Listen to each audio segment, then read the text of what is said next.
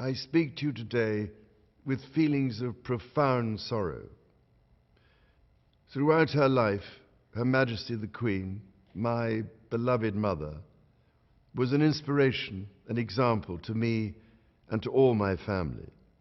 And we owe her the most heartfelt debt any family could owe to their mother, for her love, affection, guidance, understanding, and example. Queen Elizabeth was a life well lived, a promise with destiny kept, and she is mourned most deeply in her passing. That promise of lifelong service I renew to you all today. Alongside the personal grief that all my family are feeling, we also share with so many of you in the United Kingdom, in all the countries where the Queen was head of state, in the Commonwealth and across the world, a deep sense of gratitude for the more than 70 years in which my mother, as Queen, served the people of so many nations. In 1947, on her 21st birthday, she pledged in a broadcast from Cape Town to the Commonwealth to devote her life, whether it be short or long, to the service of her peoples. That was more than a promise. It was a profound personal commitment which defined her whole life. She made sacrifices for duty. Her dedication and devotion as sovereign never wavered through times of change and progress, through times of joy and celebration, and through times of sadness and loss. In her life of service, we saw that abiding love of tradition, together with that fearless embrace of progress, which makes us great as nations. The affection, admiration, and respect she inspired became the hallmark of her reign.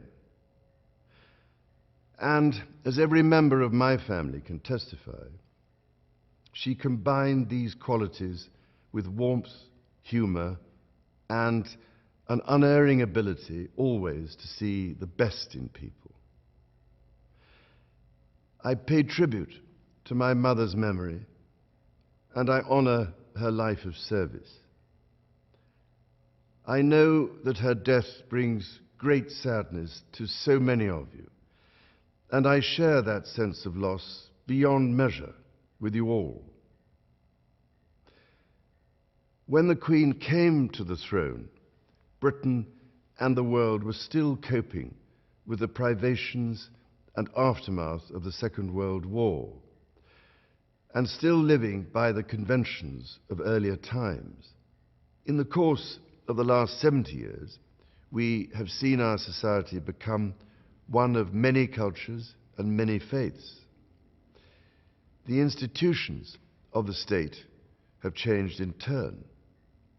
But through all changes and challenges, our nation and the wider family of realms, of whose talents, traditions, and achievements I am so inexpressibly proud, have prospered and flourished.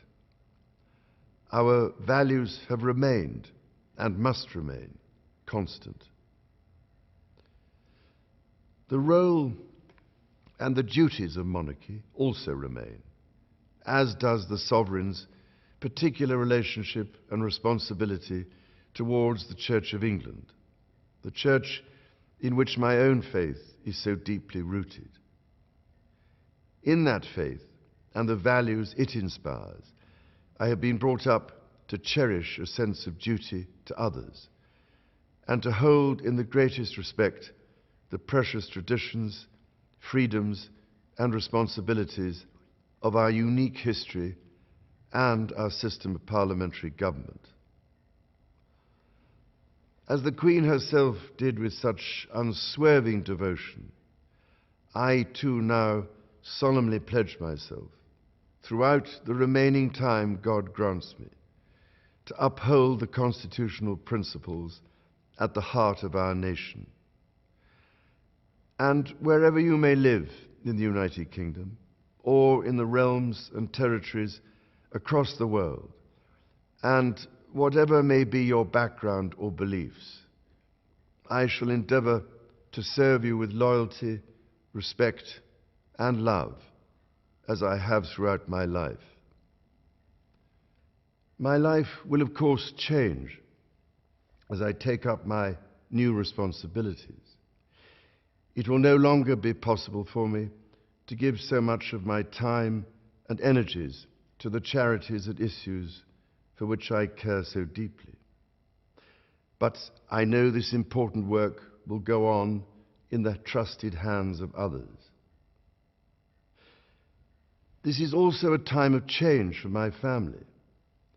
I count on the loving help of my darling wife, Camilla.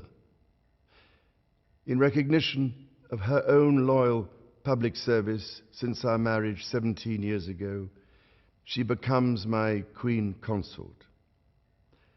I know she will bring to the demands of her new role the steadfast devotion to duty on which I have come to rely so much.